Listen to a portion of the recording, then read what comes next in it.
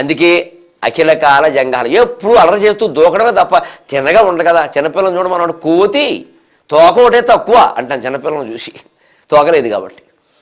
చిన్నపిల్లలు అలాగే ఉంటారు. పెద్దవాళ్ళలాగా 80 ఏళ్ల వాళ్ళలాగా చిన్నపిల్లలు మడత కుర్చీలో పడుకుని దినపత్రిక చదువుకుంటూ కూర్చుంటారా? ఎవడు చదువుతాడండి?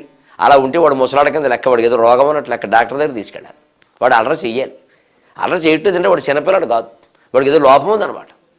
యువకుడు ఉంటాడు 20 ఏళ్ళ నుంచి 30 ఏళ్ళ వరకు, కాస్త దూకాలి, వెళ్ళాలి, 10 మందితో తగాదా పెట్టుకోవాలి తప్పదు, తిరుగుతాడు రోడ్లమ్మట.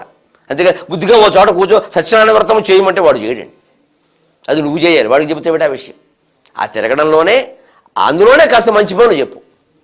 వాడు ఎవరితో గొడవ పెట్టుకోకుండా మంచి కోసం పోరాడేలాగా, మంచి కోసం తిరిగేలాగా, మంచి పనులు 10 రకాల నెత్తి మీద వేసుకునేలాగా, ఏ తుఫానో ఏదో సునామీయో వస్తే ఆ బాధితులకు సేవ చేసేలాగా యువకులను ప్రోత్సహించాలి తప్ప ఇంట్లో కూర్చో అనకూడదు. ఊరికే ఇంట్లో కూర్చునే తత్వం కాదు వాళ్ళది.